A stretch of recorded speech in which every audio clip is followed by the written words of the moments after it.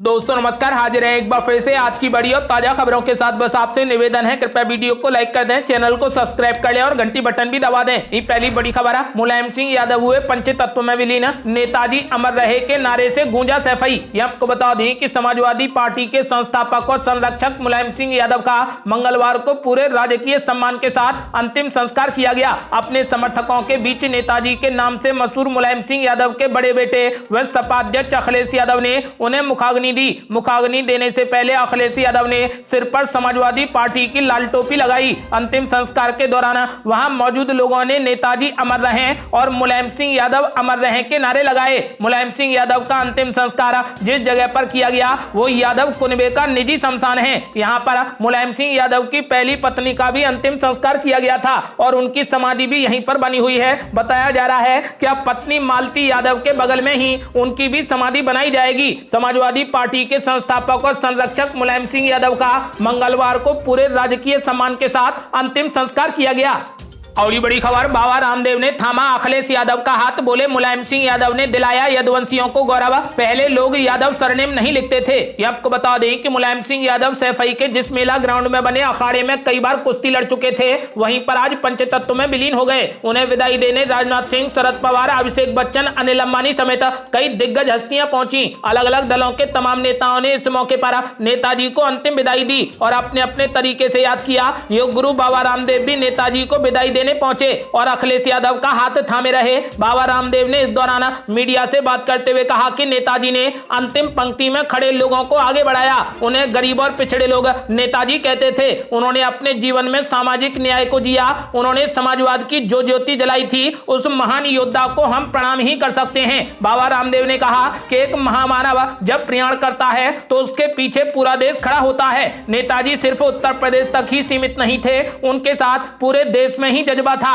वो हमेशा पिछड़े वर्ग को साथ लेकर चलते थे। बाबा रामदेव ने कहा कि 20 से 22 साल पहले वो भारी बारिश के बीच हरिद्वार आए थे और पतंजलि योगपीठ का उद्घाटन किया था। हमने उसके बाद जो भी लड़ाइयां लड़ी, उन सभी में मुलायम सिंह यादव ने सहयोग किया। उनके लिए राजनीति जरूर एक सीढ़ी थी, लेकिन उससे आगे बढ़कर उन्होंने लोक धर्म और राजधर्म का पालन किया। उन्होंने कहा कि यदुवंशियों को गौरव मुलायम सिंह यादव ने ही दिलाया है। 40 साल पहले अपने उपनाम में लोग यादव नहीं लिखा करते थे, लेकिन ये गौरव मुलायम सिंह यादव ने ही दिया है। वहीं रक्षा मंत्री राजनाथ सिंह ने भी सैफई पहुंचकर नेताजी को अंतिम विदाई दी। राजनाथ सिंह ने कहा कि उन्हें धरती से जुड़ा नेता माना जाता था। उनके जाने से भारत की राजनीति की बहुत बड़ी क्षति हुई है। और ये बड़ी खबर, कांग्रेस अध्यक्ष चुनाव को लेकर शशि थरूर का बड़ा ऐलान, बोले जो एक तरफा जीत की उम्मीद कर रहे हैं, नतीजे उन्हें चौंका देंगे। ये आपको बता दें कि कांग्रेस अध्यक्ष पद के उम्मीदवार शशि थरूर ने दावा किया है कि कई मतदाताओं को उनके नेताओं ने उनके प्रतिद्वंदी का समर्थन करने का निर्देश दिया है, लेकिन वे गुप्त मतदान में उन्हें वोट दे सकते हैं। मल्लिकार्जुन खड़गे शशि थरूर के खिलाफ खड़े हैं, जिन्हें गांधी परिवार से उनकी निकटता के कारण पार्टी के शीर्ष पद के लिए पसंदीदा के रूप में देखा जा रहा है। पीटीआई के साथ एक साक्षात्कार में शशि थरूर ने यह भी कहा कि उन्हें यकीन है कि जो लोग एक तरफा जीत की उम्मीद कर रहे हैं, जैसा कि 1997 और 2000 के चुनावों में हुआ था, वोटों की गिनती के समय वो हैरत में पड़ सकते हैं। तिरुवनंतपुरम के सांसद ने कहा कि उन्हें उम्मीद है कि केंद्रीय चुनाव प्राधिकरण सार्वजनिक रूप से स्पष्ट करेगा कि मतदान एक गुप्त मतदान द्वारा किया जाएगा, जिसमें उम्मीदवारों और उनके एजेंटों के सामने दिल्ली में सीलबंद मतपेटियों को खोला जाएगा। यह पूछे जाने पर कि क्या कुछ नेता जो वरिष्ठ नेताओं को परेशान करने के डर से उनके समर्थन में आवाज नहीं उठा रहे हैं, शशि थरूर ने कहा कि वे गुप्त मतदान में मुझे वोट दे सकते हैं। साथ ही कहा कि मैं निश्चित रूप से जानता हूं कि कई लोग जिन्होंने इस तरीके के कारणों से अब तक खुले तौर पर मेरा समर्थन नहीं किया है, वो मेरे कुछ अभियान कार्यक्रमों में भी शामिल नहीं हुए हैं, लेकिन वो निजी तौर पर मेरा समर्थन जता रहे हैं और वो गुप्त मतदान करेंगे। उन्होंने साफ कर दिया है कि जो लोग एक तरफा जीत की उम्मीद कर रहे हैं, नतीजे उन्हें चौंका देंगे।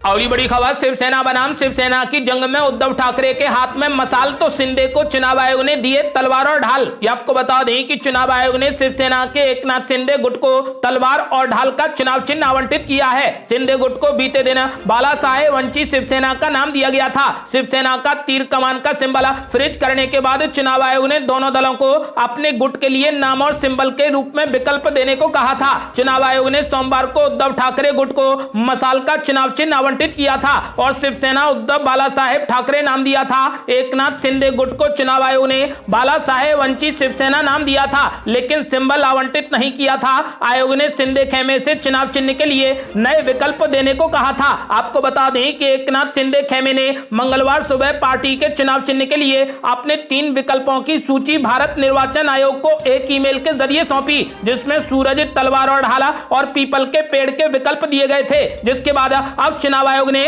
उन्हें तलवार और ढाल का सिंबल दे दिया है। और ये बड़ी खबर, कांग्रेस नेता दिग्विजय सिंह ने लालू प्रसाद यादव को दिया भारत जोड़ो यात्रा में शामिल होने का न्योता। आपको बता दें कि कांग्रेस के लिए भारत जोड़ो यात्रा का खास मकसद है 2024 के लोकसभा चुनाव की तैयारी को और पुख्ता करना। इसके साथ ही कुछ क्षेत्रीय पार्टियां भी अपने अपने हित साधने में जुटी हैं। इसी के मद्देनजर आरजेडी सुप्रीमो लालू प्रसाद यादव ने एक सभा में सभी दलों को कांग्रेस पार्टी का साथ देने की बात कही है। कांग्रेस के वरिष्ठ नेता दिग्विजय सिंह ने विपक्षी एकजुटता पर लालू प्रसाद यादव के बयान को लेकर मंगलवार को कहा कि लालू जी को भारत जोड़ो यात्रा में कुछ समय के लिए शामिल होना चाहिए, क्योंकि इससे अच्छा संदेश जाएगा। कांग्रेस पार्टी के वरिष्ठ नेता और मध्य प्रदेश राज्य के पूर्व मुख्यमंत्री दिग्विजय सिंह ने विपक्षी एकजुटता पर राष्ट्रीय जनता दल के अध्यक्ष लालू प्रसाद यादव के बयान को लेकर मंगलवार को कहा कि धन्यवाद लालू जी, एक सुझाव है कि एक दिन के लिए आप यदि भारत जोड़ो यात्रा में कुछ समय के लिए शामिल हों तो अच्छा संदेश जाएगा। लालू प्रसाद यादव ने रविवार 9 अक्टूबर को दिल्ली में आयोजित आरजेडी की राष्ट्रीय कार्यकारिणी की बैठक में कहा कि जनता समझ चुकी है कि बीजेपी को हटाना चाहिए। इसके लिए देश के सारे पॉलिटिकल पार्टी को कांग्रेस के साथ मिलकर एकजुट होना पड़ेगा। एक छाते के नीचे आकर कांग्रेस के साथ मिलकर काम करना पड़ेगा। इसके लिए वो अपना समय भी लगाएंगे और इस दिशा में काम भी करने की बात की। लालू प्रसाद यादव ने सोमवार को दावा किया था कि उनकी पार्टी विपक्षी दलों को एकजुट करने का प्रयास कर रही है, इसीलिए उनके तथा पार्टी के अन्य नेताओं के खिलाफ सीबीआई और ईडी का इस्तेमाल किया जा रहा है। उन्होंने यह भी कहा कि भाजपा के खिलाफ एकजुटता के प्रयासों में शामिल नहीं होने वाले दलों को जनता कभी माफ नहीं करेगी। और ये बड़ी खबर, जेपी की भूमि से गरजे योगी आदित्यनाथ, बोले बिहार में सत्ता का हुआ अपराधीकरण, अब जनता को लेना है फैसला। ये आपको बता दें कि लोकनायक जयप्रकाश नारायण की जयंती पर सिताब दियारा में उनकी 14 फीट ऊंची प्रतिमा का अनावरण होते ही स्थानीय लोगों में खुशी का माहौल बन गया। सिताब दियारा में जेपी के अब तक 10 प्रतिमाएं स्थापित हो चुकी हैं, लेकिन ये प्रतिमा अपने आप में काफी खास है क्योंकि इसे केंद्रीय कैबिनेट की मंजूरी के बाद इस गाँव में स्थापित किया गया है। बता दें कि लोकनायक की जयंती पर खुद गृह मंत्री अमित शाह इस प्रतिमा का अनावरण करने सिताब दियारा पहुंचे थे। इस दौरान उनके साथ उत्तर प्रदेश के मुख्यमंत्री योगी आदित्यनाथ भी साथ थे। समारोह को संबोधित करते हुए उत्तर प्रदेश के मुख्यमंत्री योगी आदित्यनाथ ने बिहार में बढ़ते अपराध का सवाल उठाया और कहा कि बिहार में सत्ता का अपराधीकरण हो चुका, भ्रष्टाचार और अपराध की चक्की में पूरा बिहार पिस रहा है। उन्होंने कहा कि जनता को फैसला लेना है कि बिहार को कैसे अपराध मुक्त बनाकर विकास के रास्ते पर आगे बढ़ाया जाए।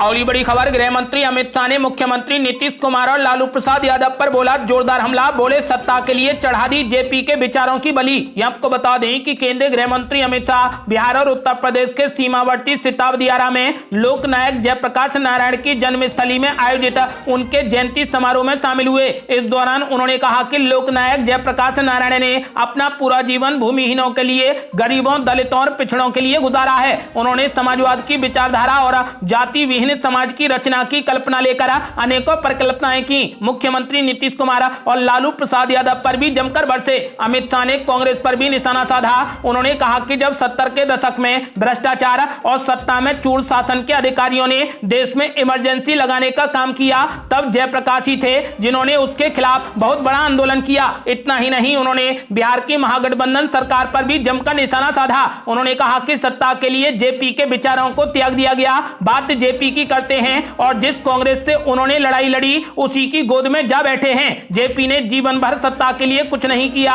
और आज लोग सत्ता के लिए पादा बदल रहे हैं। अमित शाह ने कहा कि बिहार की जनता को अब तय करना है कि जेपी की राह पर चलने वाली नरेंद्र मोदी की सरकार चाहिए या फिर उनके सिद्धांतों से भटक चुके लोगों की सरकार चाहिए। अगली बड़ी खबर, पीएम मोदी ने आम आदमी पार्टी पर बोला जोरदार हमला। बोले कांग्रेस ने अपशब्द कहने का ठेका दूसरों को दे दिया। ये आपको बता दें कि पीएम नरेंद्र मोदी के खिलाफ अपशब्द कहने के मामले पर उन्होंने कांग्रेस और आम आदमी पार्टी पर निशाना साधा है। आम आदमी पार्टी के गुजरात प्रदेश अध्यक्ष की ओर से पीएम मोदी के लिए अपशब्दों का प्रयोग किया गया था। इस पर पलटवार करते हुए पीएम नरेंद्र मोदी ने मंगलवार को कहा कि कांग्रेस ने उनके खिलाफ अपशब्द कहने का ठेका किसी और को दे दिया है। राज्य में विधानसभा चुनाव के मद्देनजर राजकोट जिले के जमकंडोरना शहर में एक रैली में मोदी ने भारतीय जनता पार्टी के कार्यकर्ताओं और समर्थकों को कांग्रेस से सतर्क रहने को कहा है। उन्होंने कहा कि कांग्रेस ने उनके खिलाफ बोलना बंद कर दिया है और वो ग्रामीण मतदाताओं को अपने पक्ष में करने के लिए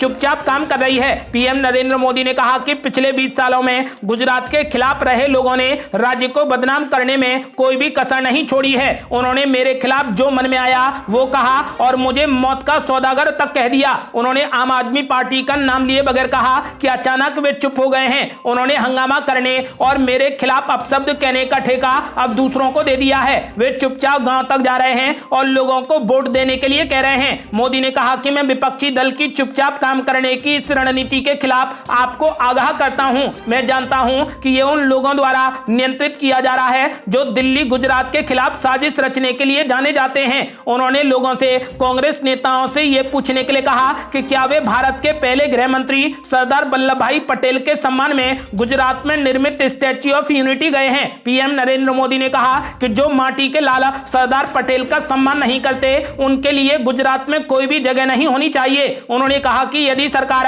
किसी भ्रष्ट के खिलाफ कार्रवाई करती है तो एक समूह हमारे खिलाफ चिल्लाता है। क्या मुझे लोगों को लूटने वालों के खिलाफ कार्रवाई नहीं करनी चाहिए? आपको बता दें कि पीएम मोदी आम आदमी पार्टी और कांग्रेस पर जमकर बरसे।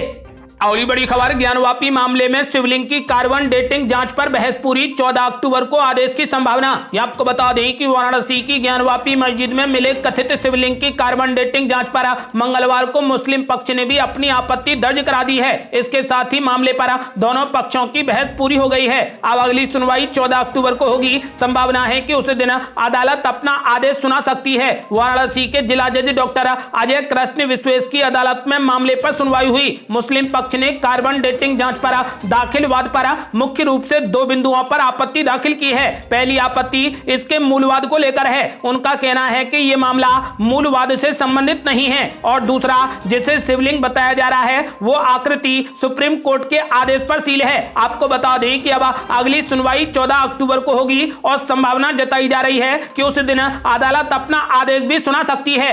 अगली बड़ी खबर, इस बार भाजपा के जाल में फंस गए केजरीवाल, लगाने पड़ रहे जय श्री राम के नारे। ये आपको बता दें कि अरविंद केजरीवाल का दावा रहा है कि वे जाति धर्म की राजनीति नहीं करते हैं। वे बेहतर स्कूल और अच्छी स्वास्थ्य सुविधाएं देने की राजनीति करते हैं। हर चुनावी राज्य में वे यही दावा दोहराते देखे गए और गुजरात में भी उन्होंने इसी तीर के सहारे भाजपा को चुनौती देने की कोशिश की है। लेकिन चुनावों से ठीक 2 महीने पहले अरविंद केजरीवाल रंग बदलते हुए दिखाई पड़ रहे हैं। गुजरात में वे अब भाजपा नेताओं से ज्यादा जोर से जय श्री राम और जय श्री कृष्ण के नारे लगाते हुए देखे जा रहे हैं। धार्मिक रंग की ये चुनावी पिच भाजपा के लिए ज्यादा अनुकूल है। क्या ऐसे में वे भाजपा को मजबूत चुनौती देने में कामयाब हो सकेंगे? केजरीवाल की रणनीति में यह बदलाव क्यों आया है? दरअसल अरविंद केजरीवाल सरकार के कैबिनेट मंत्री राजेंद्र पाल गौतम ने 5 अक्टूबर को दिल्ली में आयोजित एक कार्यक्रम के दौरान हिंदू देवी देवताओं को लेकर आपत्तिजनक टिप्पणियां कर दी। भाजपा ने इस मुद्दे को लपक लिया और उसने अरविंद केजरीवाल को हिंदू विरोधी करार देना शुरू कर दिया। गुजरात के हर गली चौराहे पर अरविंद केजरीवाल की तस्वीरें लगाकर उसने दिल्ली की घटना का जिक्र किया और यह बताने की कोशिश की कि केजरीवाल और उनके कार्यकर्ताओं का हिंदू विरोधी रुख है। 11 अक्टूबर को भी भाजपा नेताओं ने अरविंद केजरीवाल के एक पुराने वीडियो को वायरल कराने की कोशिश की। इसमें वे दिल्ली के बाटला हाउस एनकाउंटर के बाद कथित तौर पर मुस्लिम समुदाय के आतंकियों को बचाने और हिंदू समुदाय के लोगों पर कुछ आपत्तिजनक टिप्पणी करते दिख रहे हैं। इसी क्रम में आम आदमी पार्टी की गुजरात इकाई के अध्यक्ष के एक बयान को भी बार बार उछाला जा रहा है। सोशल मीडिया में वायरल एक वीडियो में वे कथित तौर पर हिंदू महिलाओं को मंदिरों में जाने से रोकने की अपील करते हुए दिखाई दे रहे हैं। भाजपा नेता ये बताने की कोशिश कर रहे हैं कि केजरीवाल और उनके साथी लंबे समय से हिंदू विरोधी रुख अपनाते रहे हैं। सोशल मीडिया पर भी इससे जुड़े मुद्दे ट्रेंड कराए जा रहे हैं। आपको बता दें कि इस वजह से अब मुख्यमंत्री अरविंद केजरीवाल जय श्री राम के नारे लगाने पर मजबूर हो गए हैं। अगली बड़ी खबर, माथे पर त्रिमुंड और गले में रुद्राक्ष, शिव की भक्ति में रंगे पीएम मोदी ने महाकाल कॉरिडोर देश को किया समर्पित। ये आपको बता दें कि पीएम नरेंद्र मोदी ने मंगलवार शाम 856 करोड़ रुपए की लागत वाली भव्य और दिव्य महाकालेश्वर मंदिर कॉरिडोर विकास परियोजना श्री महाकाल लोक के पहले चरण का उद्घाटन कर दिया। मध्य प्रदेश की उज्जैन स्मार्ट सिटी के तहत 856 करोड़ रुपए की यह परियोजना 2017 में शुरू हुई थी। पीएम मोदी ने श्री महाकाल लोक के लोकार्पण के बाद इसकी विशेषताओं के साथ उज्जैन की खासियत का भी जिक्र किया। उन्होंने कहा कि महाकाल लोक में लौकिक कुछ भी नहीं है, शंकर के सानिध्य में साधारण कुछ भी नहीं है, सब कुछ अलौकिक है, असाधारण है, अविस्मरणीय है और अविश्वसनीय है। महाकाल नगरी प्रलय के प्रहार से भी मुक्त है। यही वो जगह है जहां भगवान कृष्ण ने शिक्षा ग्रहण की थी। उज्जैन भारत की आस्था का केंद्र रहा है। पीएम मोदी ने कहा कि हमारी तपस्या और आस्था से जब महाकाल प्रसन्न होते हैं तो उनके आशीर्वाद से ही ऐसे ही भव्य स्वरूप का निर्माण होता है और जब महाकाल का आशीर्वाद मिलता है तो काल की रेखाएं तक मिट जाती हैं।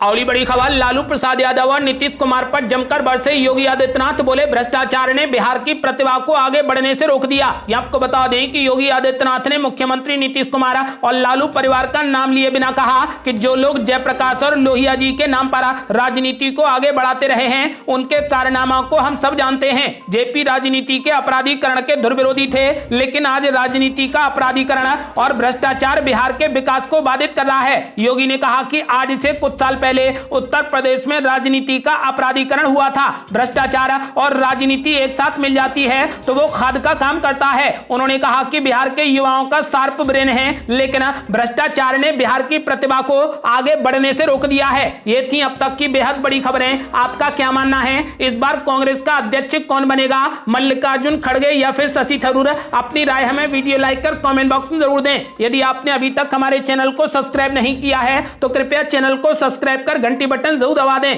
जल्दी मिलते हैं बड़ी अपडेट के साथ, तब तक के लिए जय हिंद, जय भारत।